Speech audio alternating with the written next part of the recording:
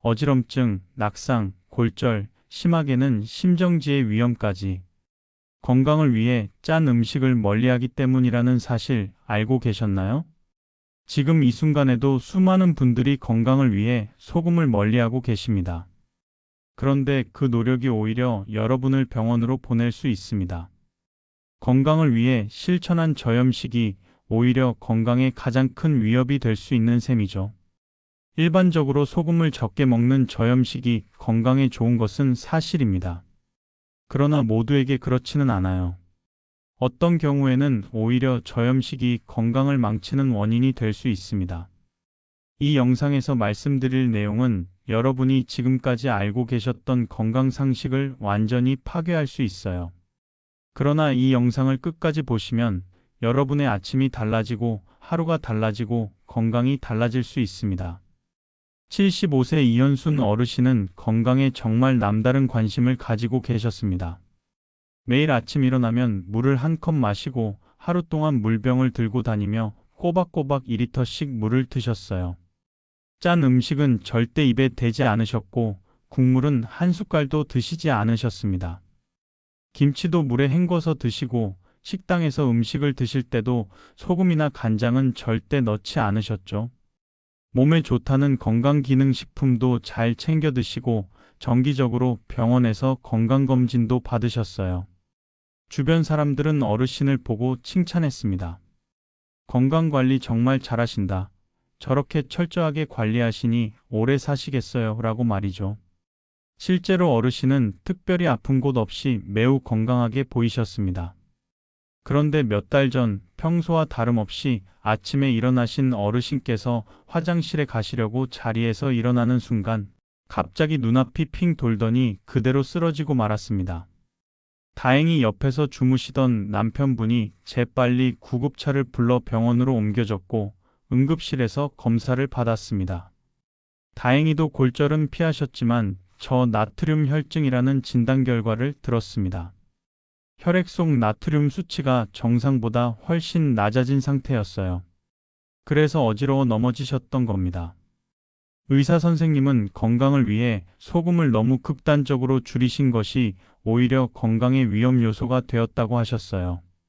우리가 옳다고 믿었던 건강 상식이 항상 옳은 것은 아닙니다. 대부분의 경우 의학적으로 검증된 건강 상식은 도움이 되지만 이것도 과하면 건강을 해칠 수도 있어요.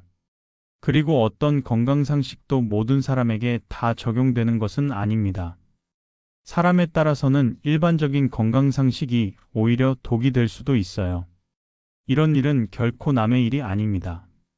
지금 이 영상을 보고 계신 여러분 중에도 비슷한 상황에 놓인 분들이 많을 수 있어요. 특히 이런 증상을 자주 느끼시는 분들은 오늘 이야기를 꼭 끝까지 들어주세요. 아침에 일어날 때 머리가 멍하고 어지러우신 분, 별로 힘든 일을 하지 않았는데도 늘 피곤하고 무기력하신 분, 밤에 자다가 갑자기 종아리에 쥐가 나서 깨시는 분, 갑자기 일어설 때 눈앞이 캄캄해지시는 분. 만약 여러분이 이런 증상을 경험하고 계시다면 오늘 제가 드리는 이야기가 여러분의 삶을 바꿀 수 있습니다. 이 영상에서 말씀드리는 내용은 그냥 인터넷에 떠도는 건강 정보가 아닙니다. 모두 의학적으로 검증된 실제 병원에서 치료에 사용되는 방법들이에요. 오히려 인터넷에 떠도는 잘못된 건강 정보를 바로잡고 균형 잡힌 정보를 제공해 드릴 겁니다. 여러분이 이 영상에서 얻으실 정보는 병원비를 아끼고 약을 줄이고 더 건강한 노후를 보내실 수 있는 실질적인 도움이 될 겁니다. 그럼 먼저 이현순 어르신이 겪으셨던 저나트륨 혈증이 정확히 무엇인지부터 알아볼까요? 나트륨은 소금의 핵심 성분입니다. 우리가 짜다고 느끼는 맛의 주인공이 바로 나트륨이에요. 그런데 이 나트륨이 우리 몸에서 정말 중요한 역할을 해요. 소금은 단순히 음식에 간을 맞추는 조미료가 아닙니다. 우리 몸의 물 균형을 맞추고 혈압을 조절하고 근육을 움직이고 신경이 신호를 전달하는 데 꼭 필요한 물질입니다. 말하자면 우리 몸이라는 기계를 작동시키는 핵심 연료 중 하나인 셈이죠. 이 부분에 대해서는 이 채널의 이전 영상에서 더 자세히 설명해 드렸으니 꼭 확인하시기 바랍니다. 그런데 이 나트륨이 부족하면 어떻게 될까요? 처음에는 가벼운 증상부터 시작됩니다. 머리가 좀 무겁고 집중이 잘 안 되고 피곤한 느낌이 들어요. 많은 분들이 이런 증상을 느끼면 나이가 드니까 그렇지, 어제 잠을 설쳐서 그런가라고 생각하고 넘어가시죠. 하지만 이런 증상이 지속되면서 더 심해지면 문제가 달라집니다. 나트륨이 더 부족해지면 근육이 제대로 작동하지 않아요. 그래서 자다가 갑자기 종아리에 쥐가 나고 손가락이 저리고 걸을 때 다리에 힘이 안 들어가는 느낌이 듭니다. 또 혈압이 불안정해져서 갑자기 일어서면 어지럽고 심하면 쓰러질 수도 있어요. 바로 이현순 어르신처럼 말이죠. 더 심각한 건 뇌에 미치는 영향입니다. 나트륨이 심하게 부족하면 머릿속이 혼란스러워지고 말이 어눌해지고 심지어 경련을 일으킬 수도 있습니다. 극단적인 경우에는 의식을 잃거나 심장이 멈출 수도 있어요. 단순히 짠 음식을 안 먹는다는 이유만으로 이렇게 심각한 문제가 생길 수 있다는 게 믿기지 않으시죠? 실제로 미국의 유명한 병원인 메이오 클리닉에서 조사한 결과에 따르면 저나트륨 혈증은 노인에게 더 흔하다고 알려져 있으며 특히 60세 이상 고령자에서 위험 요인이 많아지는 경향이 있습니다. 왜 나이 드신 분들에게 이런 문제가 더 많이 생길까요? 여기에는 여러 가지 이유가 있습니다. 첫째, 나이가 들면 신장 기능이 약해져서 나트륨과 물의 균형을 맞추는 능력이 떨어집니다. 둘째, 혈압약이나 이뇨제 같은 약을 드시는 분들이 많은데 이런 약들이 소변으로 나트륨을 많이 빠져나가게 만듭니다. 셋째, 건강을 위해 짠 음식을 극단적으로 제한하시는 분들이 많습니다. 그리고 한 가지 더 중요한 이유가 있습니다. 요즘 건강정보에서 하루에 물을 2리터 이상 마셔라라는 이야기를 많이 들으셨을 거예요. 물론 충분한 수분 섭취는 중요합니다. 하지만 나트륨 섭취는 부족한데 물만 많이 마시면 어떻게 될까요? 혈액이 묽어지면서 나트륨 농도가 더 떨어지게 됩니다. 마치 국에 물만 계속 붓는 것과 같은 이치죠. 이현순 어르신도 바로 이런 경우였어요. 물은 매일 2리터씩 드셨는데 소금은 철저하게 피하셨으니까요. 건강을 위한 노력이 오히려 독이 된 셈입니다. 그리고 이런 분들이 한두 분이 아닙니다. 실제로 복지관이나 경로식당에서 드시는 식사는 대부분 저염식이죠. 어르신들 건강을 생각해서 일부러 소금을 적게 넣어요. 물론 이것 자체는 좋은 의도입니다. 실제로 대부분의 어르신들께는 이 방법이 더 좋아요. 하지만 하루 세 끼를 모두 이렇게 드시고 댁에서도 국물은 버리고 김치는 씻어서 드시고 간식도 짠 것은 절대 안 드신다면 어떻게 될까요? 나트륨 섭취가 심각하게 부족해질 수 있어요.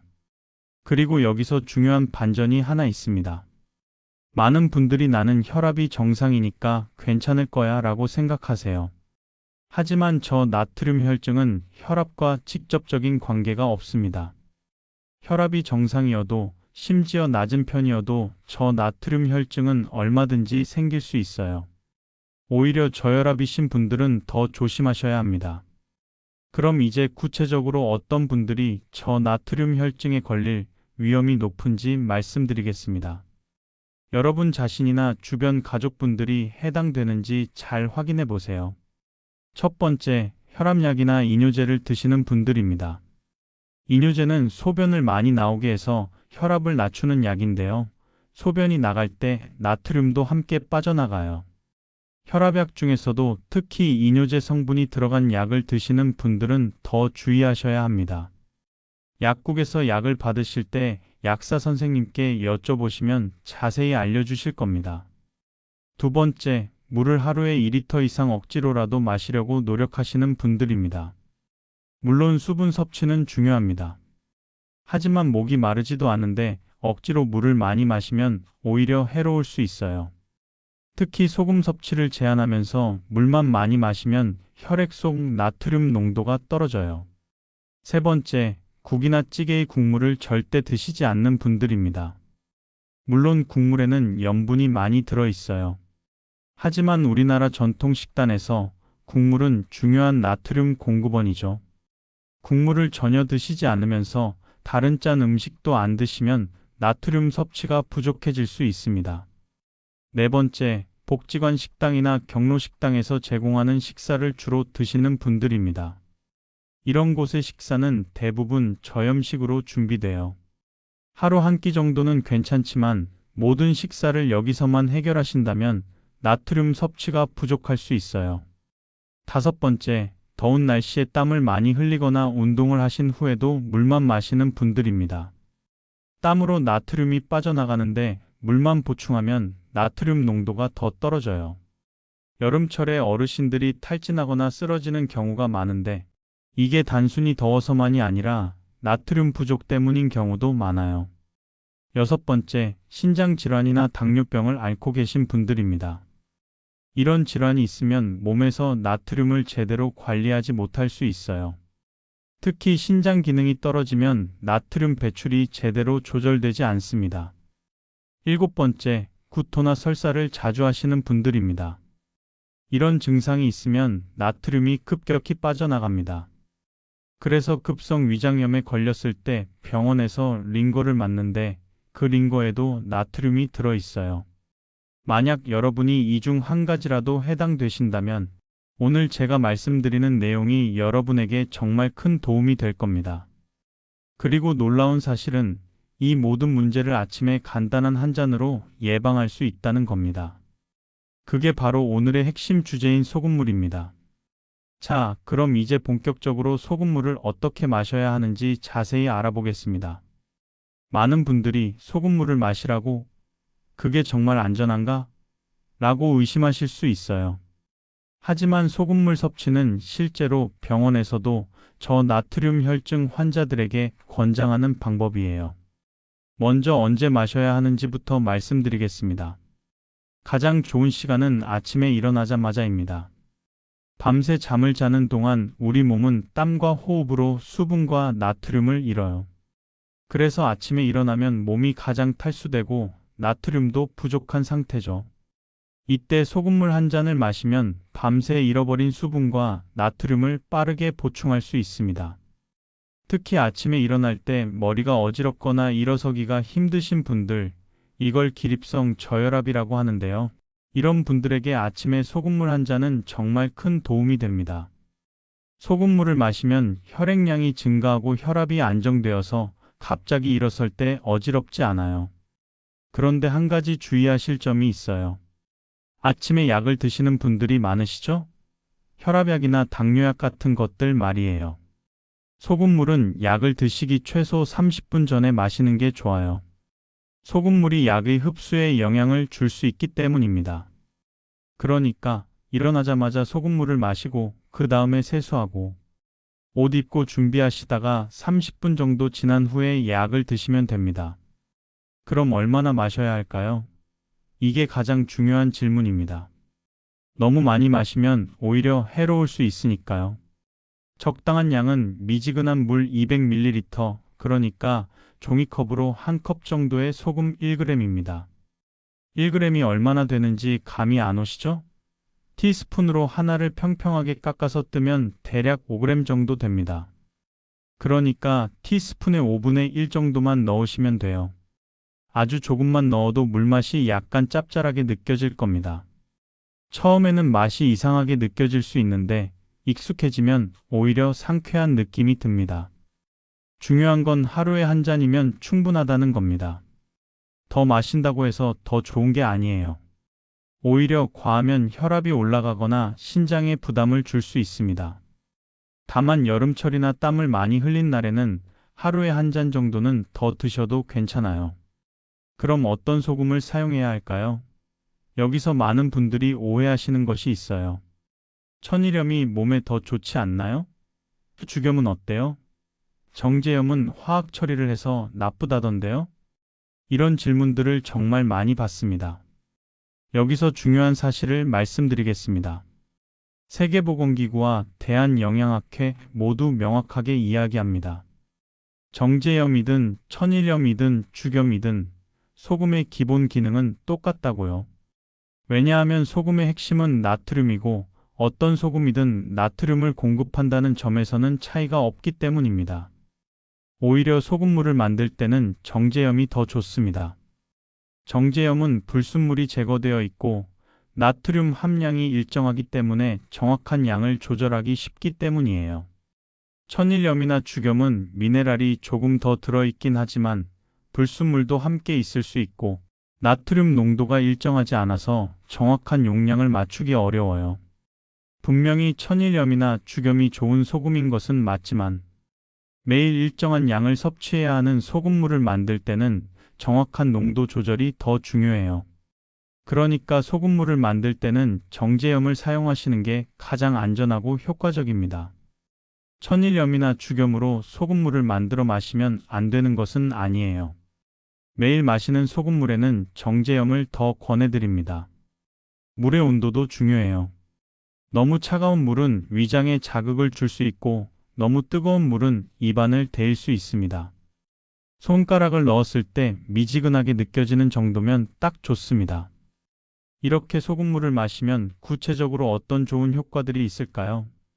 여러분이 이 부분을 들으시면 왜 진작 알려주지 않았을까라는 생각이 드실 겁니다. 첫 번째, 기립성 저혈압을 예방합니다. 기립성 저혈압이라는 말이 어렵게 느껴지시죠? 쉽게 말하면 갑자기 일어설 때 핑 도는 그 느낌입니다. 앉아 있다가 일어서거나 누워 있다가 일어설 때 순간적으로 어지럽고 눈앞이 캄캄해지는 경험 많은 분들이 하셨을 겁니다. 왜 이런 증상이 생길까요? 누워 있거나 앉아 있을 때는 혈액이 몸 전체에 고르게 분포되어 있어요. 그런데 갑자기 일어서면 중력 때문에 혈액이 아래로 쏠리면서 뇌로 가는 혈액이 일시적으로 부족해집니다. 그래서 어지러운 거죠. 심하면 쓰러질 수도 있습니다. 소금물은 이 문제를 어떻게 해결할까요? 소금물을 마시면 혈액량이 증가합니다. 나트륨이 물을 끌어당기는 성질이 있어서 혈관 안에 수분이 더 많이 머물게 되거든요. 그러면 갑자기 일어서도 뇌로 가는 혈액이 부족하지 않게 됩니다. 실제로 저혈압 환자들에게 병원에서도 이 방법을 권장합니다. 두 번째, 근육 경련을 완화합니다. 밤에 자다가 갑자기 종아리에 쥐가 나서 깨본 적 있으시죠? 정말 고통스럽죠. 또는 손가락이 저리거나 다리가 떨리는 경험도 하셨을 겁니다. 이런 증상들이 모두 나트륨 부족과 관련이 있어요. 나트륨은 근육이 수축하고 이완하는 데 꼭 필요한 물질입니다. 나트륨이 부족하면 근육이 제멋대로 수축 이완하면서 경련을 일으켜요. 소금물을 꾸준히 마시면 근육에 필요한 나트륨이 충분히 공급되어서 이런 불편한 증상들이 많이 줄어듭니다. 세 번째, 소화를 촉진합니다. 이게 좀 의외일 수 있는데요. 나트륨은 위산 분비에도 관여합니다. 위산은 음식을 소화하는데 꼭 필요한 물질이죠. 나트륨이 충분하면 위산이 적절하게 분비되어서 소화가 잘 됩니다. 또 장 운동도 활발해져서 변비 완화에도 도움이 돼요. 실제로 아침에 소금물을 마시기 시작한 많은 분들이 변비가 좋아졌다고 이야기합니다. 소금물이 장을 자극해서 배변 활동을 촉진하기 때문이에요.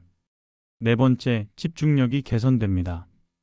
나트륨은 신경 전달 물질의 균형에도 중요한 역할을 합니다. 신경 전달 물질은 뇌 세포들이 서로 신호를 주고받을 때 사용하는 물질인데요.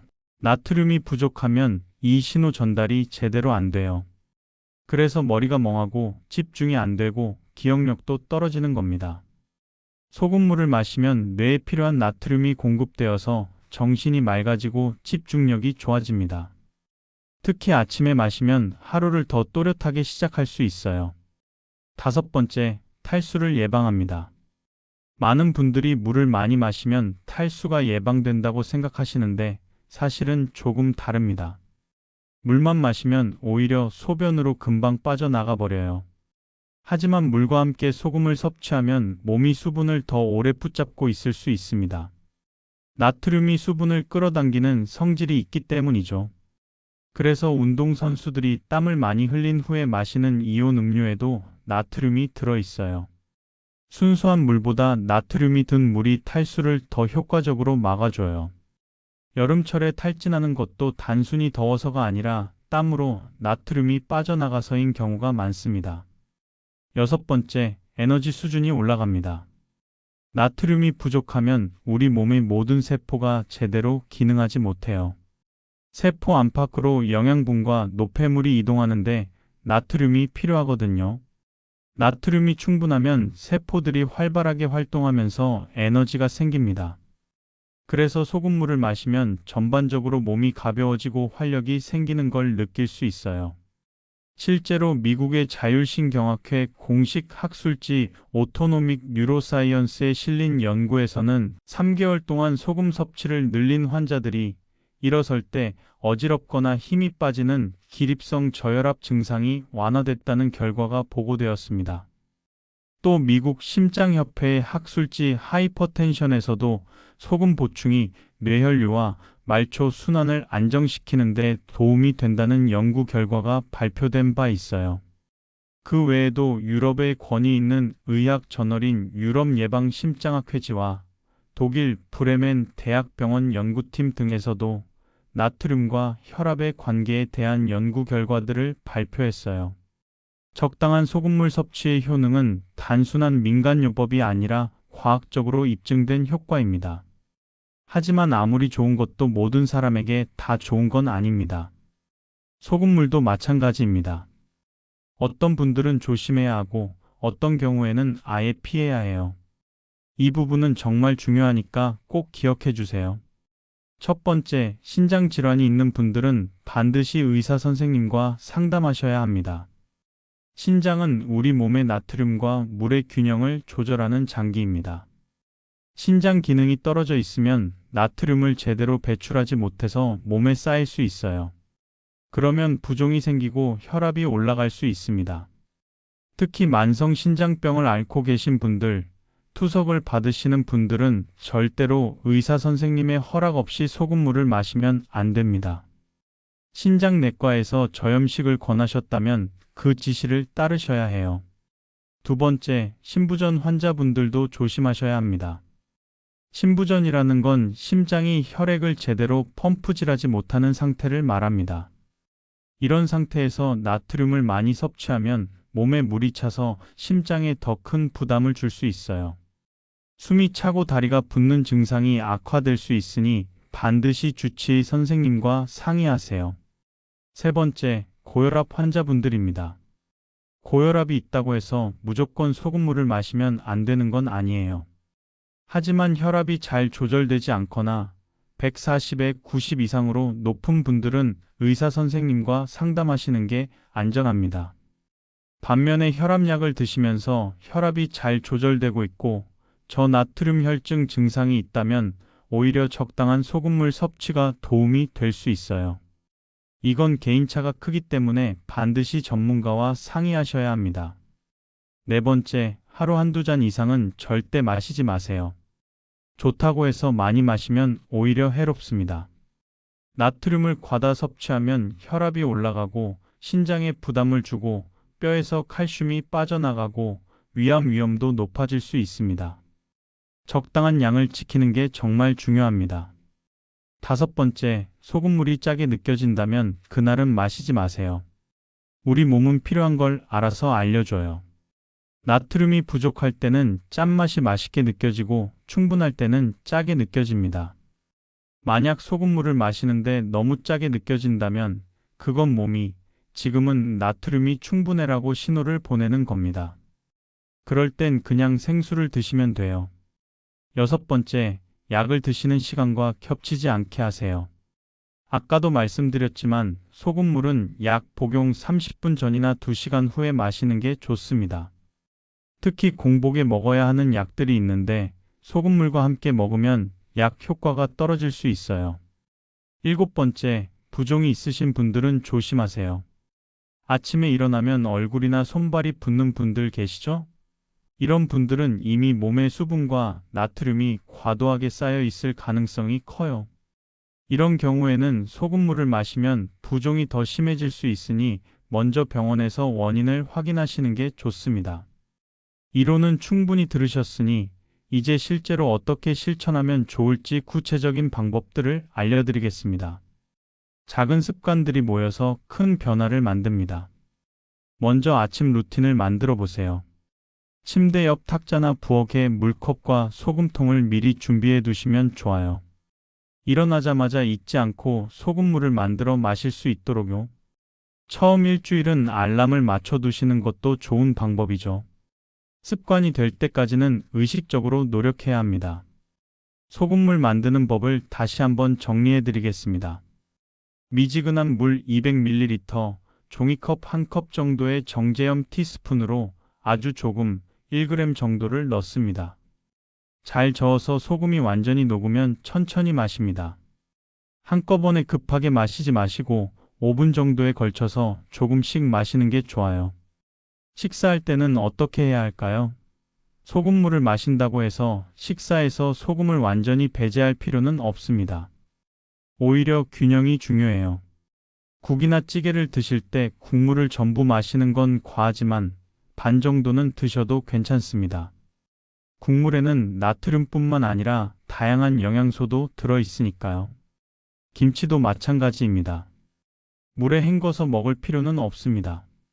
다만 김치 양념이 너무 많이 묻어 있다면 살짝만 걷어내고 드시면 돼요. 김치는 우리나라의 전통 발효식품으로 유산균도 풍부하고 영양가도 높아요. 지나치게 많이 먹지만 않으면 건강에 도움이 됩니다. 하지만 가공식품은 가능한 한 피하세요.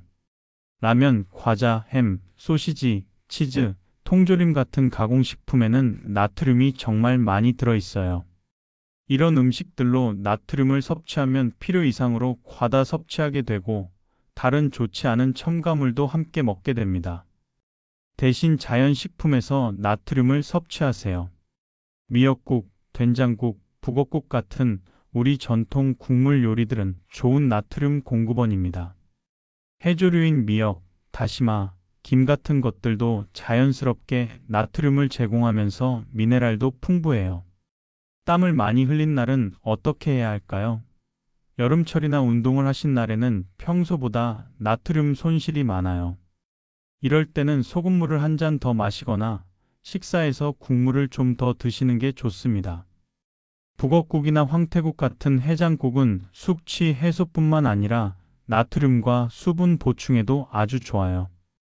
또 하나 팁을 드리자면 몸의 신호를 주의 깊게 듣는 습관을 들이세요. 소금물을 마셨을 때 몸이 어떻게 반응하는지 관찰해 보세요. 마시고 나서 정신이 맑아지고 기분이 좋아진다면 그건 몸이 필요로 했다는 신호입니다. 반대로 불편하거나 목이 더 마르다면 그날은 이미 과하다는 신호일 수 있습니다. 일기를 쓰시는 것도 좋은 방법이에요.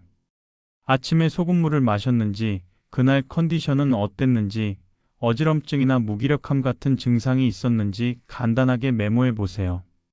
일주일, 한 달 지나서 돌아보면 변화가 눈에 보일 겁니다. 정기적으로 혈압도 체크하세요. 요즘은 가정용 혈압계가 저렴하고 사용하기도 쉽죠. 아침에 일어나서 소금물 마시기 전, 그리고 소금물을 마신 후 30분이 지나서 혈압을 재보면 소금물이 여러분 혈압에 어떤 영향을 주는지 알 수 있어요. 혈압이 정상 범위를 유지한다면 안심하고 계속하시면 됩니다. 가족들과도 정보를 공유하세요.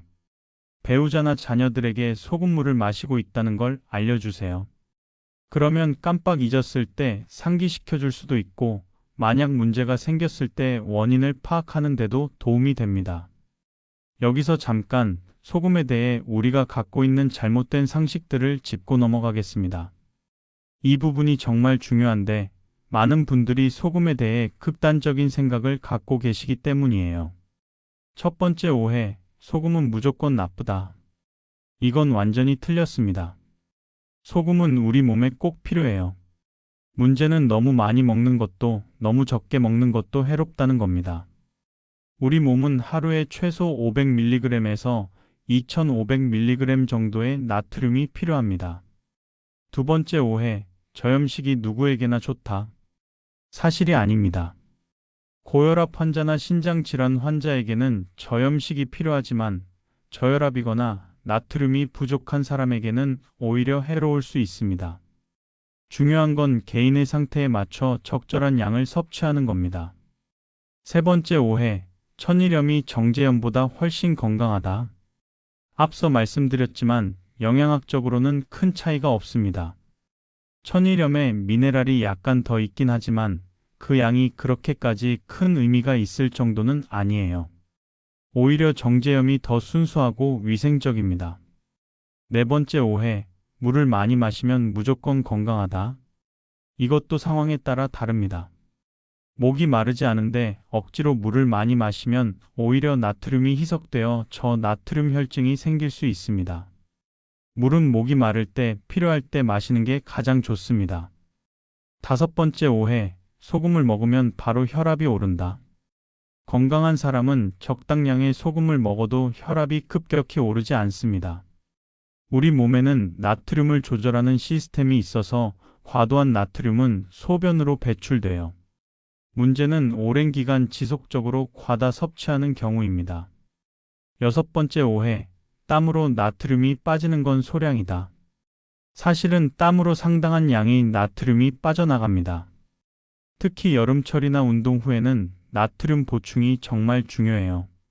물만 마시고 나트륨을 보충하지 않으면 탈진하거나 쓰러질 수 있어요. 일곱 번째 오해, 나이가 들면 짜게 먹어도 된다. 이건 위험한 생각입니다. 나이가 들수록 신장 기능이 떨어지고 혈압 조절이 어려워지기 때문에 오히려 소금 섭취에 더 신경 써야 합니다. 다만 극단적으로 제한하는 것도 문제라는 것이죠. 이론만 들으면 반신반의하시는 분들도 계실 겁니다. 그래서 실제로 소금물을 마시고 변화를 경험한 분들의 이야기를 몇 가지 더 들려드리겠습니다. 76세 김영수 어르신은 혈압약을 드시면서 혈압을 정상으로 유지하고 계셨는데 아침마다 일어나기가 너무 힘들고 어지러워서 한참 동안 침대에 앉아 계셔야 했어요. 화장실 가는 것도 위험해서 벽을 짚고 조심조심 가셨죠. 병원에서 검사를 해봤더니 저나트륨 혈증이었습니다. 의사 선생님께서 아침에 소금물을 마시라고 권했고 처음에는 반신반의하면서 시작했습니다. 그런데 놀랍게도 이틀 만에 변화를 느끼셨다고 합니다. 아침에 일어날 때 어지럼증이 확 줄었고 일주일 후에는 벽을 짚지 않고도 걸을 수 있게 되셨어요. 지금은 아침마다 소금물을 챙겨 드시면서 활기찬 하루를 시작하신다고 합니다. 68세 황순이 어르신은 건강식을 고집하시면서 국물은 한 방울도 안 드시고 김치도 물에 헹궈서 드셨어요. 그런데 자꾸 피곤하고 집중이 안 되고 자다가 종아리에 쥐가 나는 일이 잦았습니다. 특히 여름에는 증상이 더 심했죠. 복지관에서 건강 강좌를 들으시다가 저나트륨 혈증에 대해 알게 되셨고 혹시 나도 그런가 싶어서 병원에 가봤습니다. 역시 나트륨이 낮게 나왔고 식습관을 조금 바꾸고 아침에 소금물을 마시기 시작했습니다. 한 달 후에는 쥐가 거의 나지 않게 되었고 피로감도 많이 줄었다고 합니다. 72세 최동진 어르신은 당뇨와 고혈압이 있으셔서 약을 드시고 계셨는데 혈압은 잘 조절되고 있었어요. 그런데 최근 들어 무기력하고 입맛도 없고 기운이 없었습니다. 주치의 선생님과 상담한 결과 나트륨이 좀 낮다는 걸 알게 되셨습니다. 선생님께서 혈압이 잘 조절되고 있으니 적당량의 소금물은 괜찮다고 하셔서 시작하셨어요. 물론 혈압은 계속 모니터링했고 다행히 혈압에는 큰 변화가 없으면서 컨디션은 훨씬 좋아졌습니다. 어르신은 지금도 매일 아침 혈압을 재고 기록하면서 소금물을 드시고 계십니다. 이런 사례들을 보면 공통점이 있어요. 모두 극단적으로 소금을 제한하다가 문제가 생겼고 적절한 나트륨 섭취로 증상이 개선되었다는 것입니다. 건강관리에서 가장 중요한 건 극단이 아니라 균형이라는 걸 보여주는 사례들입니다. 소금물 섭취는 계절에 따라서도 조금씩 달라질 수 있어요. 우리 몸의 나트륨 필요량이 계절에 따라 변하기 때문입니다. 봄철에는 날씨가 따뜻해지면서 활동량이 늘어납니다. 겨울 동안 움츠렸던 몸이 깨어나면서 대사가 활발해지죠. 이때는 기본적인 소금물 한 잔으로 충분합니다. 다만 봄나물을 많이 드시게 되는데 봄나물은 대부분 짠맛이 거의 없으니 식사할 때 된장이나 간장으로 적절히 간을 하시는 게 좋습니다. 여름철은 특히 주의가 필요합니다. 땀으로 나트륨이 많이 빠져나가기 때문이에요. 에어컨이 없던 시절, 우리 조상들은 여름에 냉국이나 콩국수 같은 시원한 국물 요리를 즐겨 드셨어요. 이게 다 이유가 있었던 겁니다. 여름에는 아침에 소금물을 한 잔 드시고 점심이나 저녁에 국물 요리를 충분히 드시는 게 좋습니다. 특별히 땀을 많이 흘린 날은 오후에 소금물을 한 잔 더 드시는 것도 좋아요. 특히 여름철에 어르신들이 탈진해서 쓰러지는 경우가 많은데 이게 단순히 더워서만이 아니라 나트륨 부족 때문인 경우가 많아요. 실외 활동을 하셨다면 꼭 나트륨 보충을 하셔야 합니다. 가을철은 비교적 관리하기 쉬운 계절입니다. 날씨가 선선해지면서 땀도 적게 나고 입맛도 좋아져서 식사를 잘하시게 됩니다. 기본적인 소금물 한 잔과 균형 잡힌 식사면 충분합니다. 겨울철은 조금 특이합니다. 추워서 땀은 적게 나지만 실내 난방 때문에 생각보다 수분과 나트륨이 많이 소실됩니다. 또 겨울에는 국물 요리를 많이 드시게 되는데 이때 국물을 너무 많이 드시면 나트륨 과다가 될 수 있어요. 겨울철에는 몸의 변화를 잘 관찰하면서 소금물을 마시는 날과 안 마시는 날을 번갈아 가며 조절하시는 것도 좋은 방법입니다. 소금물 마시기는 그것만으로도 좋지만 다른 건강 습관들과 함께 할 때 더 큰 효과를 발휘합니다. 특히 운동과의 조화가 중요해요. 가벼운 산책이나 체조를 하시는 분들이 많으시죠? 운동 전에는 소금물을 마시지 마시고 운동 후에 마시는 게 좋습니다. 운동으로 땀을 흘린 후에 나트륨과 수분을 보충하는 게 더 효과적이기 때문이에요. 수면과도 관련이 있습니다. 밤에 잠을 잘 자야 몸의 나트륨 균형도 잘 유지됩니다. 자기 전에는 물을 많이 마시지 마세요. 밤에 화장실 가느라 깨면 수면의 질이 떨어지고 그러면 다음날 컨디션도 나빠집니다. 식사 시간도 규칙적으로 하세요. 끼니를 걸으면 나트륨뿐만 아니라 다른 영양소도 부족해집니다. 하루 3끼를 규칙적으로 다양한 음식을 골고루 드시는 게 기본입니다. 스트레스 관리도 중요합니다. 스트레스를 받으면 몸에서 호르몬이 분비되면서 나트륨 균형이 깨질 수 있어요. 명상이나 취미 활동, 친구들과의 만남 등으로 스트레스를 관리하세요. 많은 분들이 궁금해하시는 질문들을 모아서 답변 드리겠습니다. 질문 하나, 소금물 대신 이온 음료를 마셔도 되나요? 이온 음료에는 나트륨뿐만 아니라 설탕도 많이 들어 있습니다. 가끔 마시는 건 괜찮지만 매일 마시면 당분 과다 섭취가 문제될 수 있어요. 순수한 소금물이 더 좋습니다. 질문 둘, 소금물을 뜨겁게 마셔도 되나요? 미온수가 가장 좋지만 따뜻하게 마시는 것도 괜찮습니다. 다만 너무 뜨거우면 입안과 식도에 자극이 될 수 있으니 적당히 식혀서 드세요. 질문 셋, 식사 직후에 마셔도 되나요? 식사 직후는 피하는 게 좋습니다. 위가 음식을 소화하는 데 집중해야 하는데 물을 많이 마시면 위산이 희석되어 소화가 잘 안 될 수 있습니다. 식사 30분 전이나 1시간 후가 적당합니다. 질문 넷, 당뇨가 있어도 괜찮나요? 당뇨 자체는 소금물 섭취와 직접적인 관계가 없습니다. 다만 당뇨 합병증으로 신장 기능이 떨어져 있다면 주의가 필요해요. 주치의 선생님과 상담하세요. 질문 5, 얼마나 오래 마셔야 효과가 있나요? 개인차가 있지만 대부분 1, 2주일 정도면 변화를 느끼기 시작합니다. 어지럼증이 줄고 아침에 일어나기가 한결 수월해지는 걸 경험하실 겁니다. 질문 6, 소금물을 만들어서 보관해도 되나요? 가능하면 그때그때 만들어 마시는 게 가장 좋아요. 하지만 불가피하게 미리 만들어야 한다면 냉장고에 보관하고 하루 안에 드세요. 이틀 이상 보관하면 위생상 좋지 않습니다.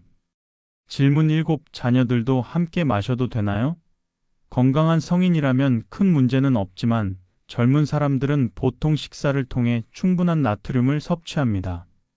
특별히 나트륨 부족 증상이 없다면 굳이 마실 필요는 없어요. 오히려 어르신들에게 더 필요한 방법입니다. 질문 8. 아침 말고 다른 시간에 마시면 안 되나요? 아침이 가장 효과적이지만 오후에 어지럽거나 피곤할 때 마시는 것도 도움이 됩니다. 다만 저녁 늦게는 피하세요. 밤에 화장실 가느라 잠을 깰 수 있어요. 질문 9. 레몬즙이나 꿀을 넣어도 되나요? 레몬즙을 조금 넣으면 비타민C도 보충되고 맛도 좋아져요. 꿀을 넣어도 좋은 효과가 있지만 꿀에는 당분이 있으니 당뇨가 있으신 분들은 주의하세요. 순수한 소금물이 가장 무난합니다. 질문 10. 여행 갈 때도 계속 마셔야 하나요? 여행지에서도 가능하면 계속 마시는 게 좋습니다. 특히 비행기를 타거나 장거리 이동을 하면 탈수되기 쉬우니 더욱 중요해요. 작은 소금통을 챙겨 가시면 편리합니다. 건강 관리는 혼자 하는 것보다 함께 할 때 더 효과적입니다.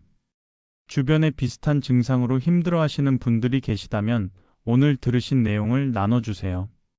특히 배우자나 가까운 친구들과 함께 시작하시면 서로 격려하고 확인해 주면서 꾸준히 실천할 수 있어요.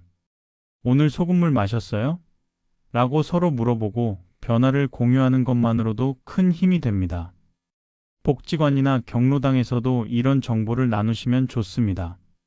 많은 어르신들이 저나트륨 혈증을 겪고 계시지만 그게 문제인 줄 모르고 계세요. 여러분이 오늘 얻으신 지식을 나누는 것만으로도 누군가의 삶을 바꿀 수 있습니다. 다만 한 가지 주의하실 점은 의학적 조언을 하시면 안 된다는 겁니다. 나도 이렇게 해서 좋아졌으니 당신도 해봐라고 권유하시되 병원에 가서 선생님과 상담해 보세요 라는 말을 꼭 덧붙이세요. 사람마다 건강 상태가 다르니까요. 소금물을 시작하기 전에 특히 만성 질환이 있으신 분들은 주치의 선생님과 상담하시는 게 좋습니다. 병원 가실 때 이렇게 말씀하시면 돼요. 선생님, 요즘 아침에 일어날 때 어지럽고 무기력한 증상이 있어서요. 혹시 저 나트륨 혈증은 아닌지 검사해 볼 수 있을까요? 그리고 아침에 소금물을 조금 마시는 게 도움이 될까요? 선생님께서 혈액 검사를 해주실 겁니다. 나트륨 수치를 확인하고 다른 전해질 균형도 함께 봅니다. 만약 정말 나트륨이 낮다면 선생님께서 적절한 조치를 취해 주실 것이고 소금물 섭취에 대해서도 구체적인 가이드를 주실 거예요. 반대로 나트륨 수치가 정상이거나 높다면 다른 원인을 찾아야 합니다. 빈혈일 수도 있고 갑상선 문제일 수도 있고 다른 영양소 부족일 수도 있습니다. 정확한 진단 없이 섣불리 판단하는 건 위험합니다. 정기 검진을 받으실 때도 나트륨 수치를 체크해달라고 요청하세요.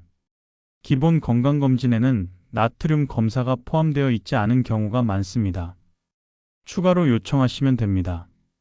소금물 마시기는 단기간의 유행이 아니라 평생 가져갈 수 있는 좋은 습관이에요. 하지만 중요한 건 유연성입니다. 몸 상태에 따라, 계절에 따라, 식사 내용에 따라 조절하시면 됩니다.